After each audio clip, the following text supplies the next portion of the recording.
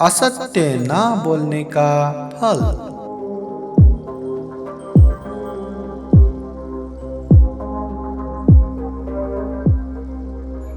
दोस्तों, आज भी हम असत्य ना बोलने का फल इसी विषय पर चर्चा आगे बढ़ाएंगे। तथागत बुद्ध ने जो पंचशील का उपदेश दिया है वो केवल हिंसा ना करो, चोरी ना करो, व्यभिचार ना करो, असत्य ना बोलो और अमल नशा पता सेवन ना करो, सिर्फ यही बोले नहीं है, उन्होंने दोनों तरफ का उपदेश दिया है। अगर कोई हिंसा करता है तो क्या होता है, अगर नहीं करता तो क्या होता है। इसी तरह हर एक शील का उपदेश उन्होंने दिया है। इसी तरह असत्य ना बोलने का भी 5 फायदे तथागत बुद्ध ने बताए हैं। जैसे विशेष रूप से इंद्रिय सुंदर होना, क्रमबद्ध दांत अच्छा बनना, शरीर ज्यादा मोटा भी नहीं पतला भी नहीं, अच्छे देखना, मुंह से कमल के फूल की तरह पास आना और सभी उनके बातें सुनना। ऐसे 5 फायदे भी है। इनको भी आज के धम्म चर्चा में समावेश करेंगे। चलिए आगे बढ़ते हैं। असत्य ना बोलने का फल निरंतरता।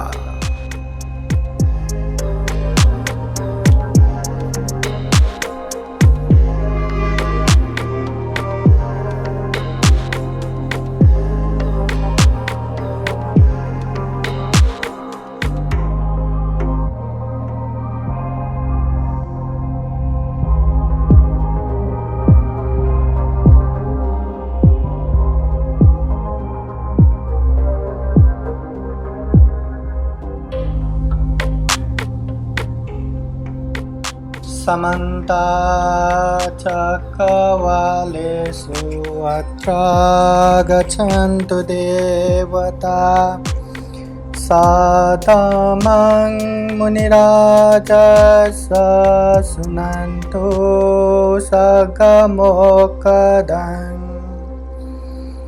धम्मश्रवणकालो अयं भदन्ता धम्मश्रवणकालो अयं भदन्ता धम्मश्रवणकालो अयं भदन्ता। नमो तस्स भगवतो अरहतो सम्मा सम्बुद्दस्स। साधु साधु साधु।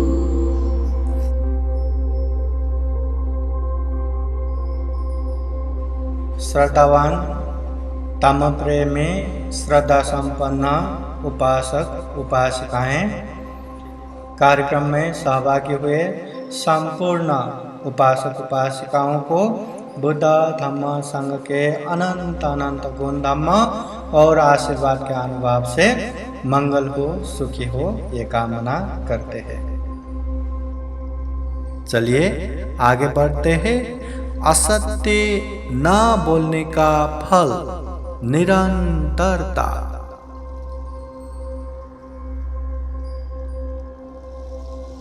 आज यह विषय हम चर्चा करेंगे कि झूठ बोलने से विपाक भुगतना पड़ता है, तो झूठ नहीं बोलेंगे तो क्या होगा। तथागत बुद्ध हमेशा जो भी उपदेश देते हैं उसके दोनों तरफ की बातें बताते हैं। जैसे हिंसा ना करो, पानातिपाता वेरमणि। अगर प्राणी हिंसा किया तो क्या होगा और नहीं किया तो क्या होगा, ये भी बताते हैं। अदिन्ना दाना वेरमणि, चोरी ना करो, चोरी ना करो, यही खत्म नहीं होता। दुनिया में जो चोरी करता है वो कैसे विपाक भुगत रहे हैं और जो नहीं चोरी करते वो कितने आनंद से जी रहे हैं। ये बातें तथागत बुद्ध समझाते हैं। कामेषु मिथ्याचारा वेरमणि, काम मिथ्याचार व्यभिचार ना करो।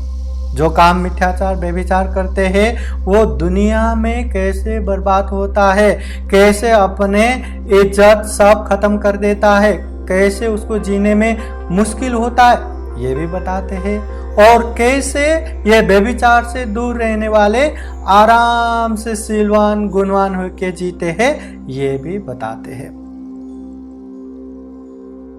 वैसे ही मुसावादा वेरमणि, जो दुनिया में असत्य झूठ बोलते हैं तो उसको क्या भुगतना पड़ रहा है, ये भी बताते हैं। और जो नहीं बोलने वाले को कैसे अच्छे फल मिलता है, ये भी बताते हैं।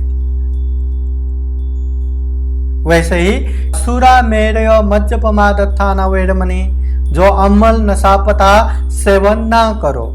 जो सेवन करने वाले को क्या कैसे जिंदगी बर्बाद होता है, यह भी तथागत बुद्ध बताते हैं। और जो सुरापान नहीं करते उन लोगों के जीवन कैसे अच्छे होते हैं, कैसे अच्छे से जीवन जीते हैं, ये भी बताते हैं। तो हम चर्चा करेंगे मुसावादा वेरमणि। असत्य झूठ तो बोलना नहीं है, अगर बोला तो उसका विपाक आना ही है।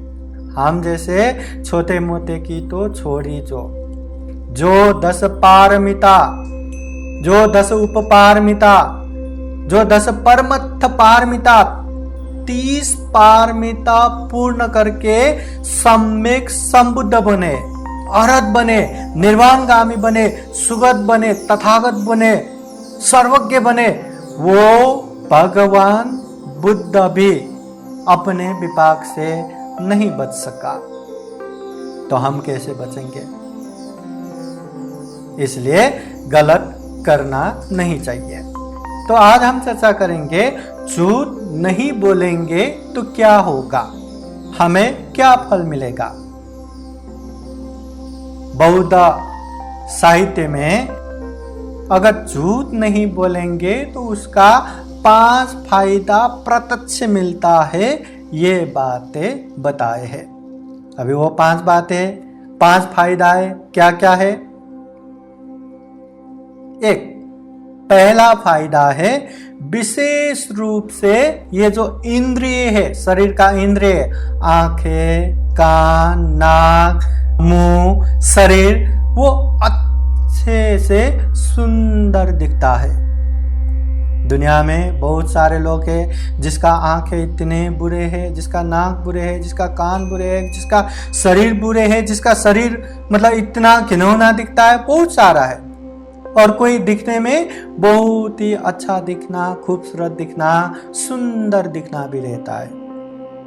बुद्ध कहते हैं जो झूठ बोलते हैं, जो असत्य बोलते हैं, उसका विपाक तो मिलता है, मगर जो नहीं बोलते, झूठ बोलने से दूर रहता है, असत्यवाणी से दूर रहता है, सबसे पहला उसका शरीर का अंग प्रत्यंग जो इंद्रिय है वो अच्छा रहता है, सुंदर रहता है। ये पहले फायदा।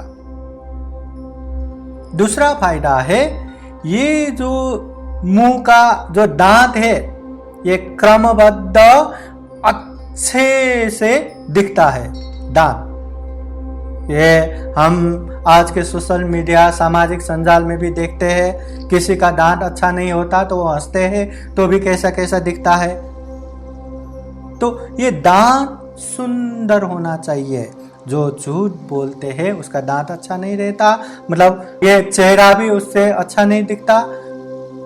जो झूठ नहीं बोलते उसका अच्छा दिखता है, ये दूसरा फायदा है। 3 में ये जो शरीर है ज्यादा मोटा भी नहीं होता, ज्यादा पतला भी नहीं होता, अच्छे से शरीर दिखता है। दुनिया में देखो ना, एक तो मनुष्य जीवन प्राप्त करना दुर्लभ है, दुर्लभ जीवन प्राप्त भी हो गया तो कितने कितने लोग इतना हद से ज्यादा मोटापा है, खुद का काम खुद भी नहीं कर सकते। और कोई कोई इतना पतला है, इतना कमजोर है कि वो कुछ भी नहीं कर सकते। दुर्लभ जीवन तो मिला है पर बहुत ही मुश्किल है। इसलिए बुद्ध कहते हैं जो असत्य झूठ वाणी नहीं बोलते उसका शरीर अच्छे रहते हैं, ज्यादा मोटापा भी नहीं, ज्यादा पतला भी नहीं। ये शरीर ये मध्यम होना कितना महत्वपूर्ण है ये उन लोगों को बखूबी मालूम है जिसका शरीर मोटा हो रहा है या जिसका शरीर ज्यादा ही पतला है, कितना भी खाओ लगता ही नहीं, कुपोषण की तरह। इसलिए ये तीसरा फायदा है। चौथा फायदा है ये झूठ ना बोलने से, असत्य ना बोलने से हमारे मुंह से बास नहीं मारता, मतलब मुंह से कमल के फूल की तरह सुगंध आता है। जो बात करते हैं उसको बात और सुनो सुनो जैसा दुर्गंध नहीं बहता। नहीं तो देख लीजिए ये हमारा शरीर ऊपर से नीचे हर तरफ दुर्गंध ही दुर्गंध बहता है। और इसको ऐसे भी समझ सकते हैं कि ये हमारे शरीर इस तरह है कि एक प्लास्टिक के थैली में हर तरह का हम उसमें दुर्गंध मिला के उसको एकदम कस के बांध के रखा है। छूने में तो नरम नरम है, अच्छा है, मगर थोड़ा भी छेद हुआ तो वहां से दुर्गंध ही बहता है। यह हमारा शरीर ऊपर से नीचे तक हर जगह पे दुर्गंध ही बहता है। मगर जो झूठ नहीं बोलता, असत्य नहीं बोलता, बुद्ध ने कहा है उसके मुंह से कमल के फूल की तरह सुगंध बहता है, सुगंध आता है। साधु साधु साधु। बुद्धं नमामि, बुद्ध को नमन करता हूँ। धम्मं नमामि, धम्म को नमन करता हूँ। संघं नमामि, संघ को नमन करता हूँ।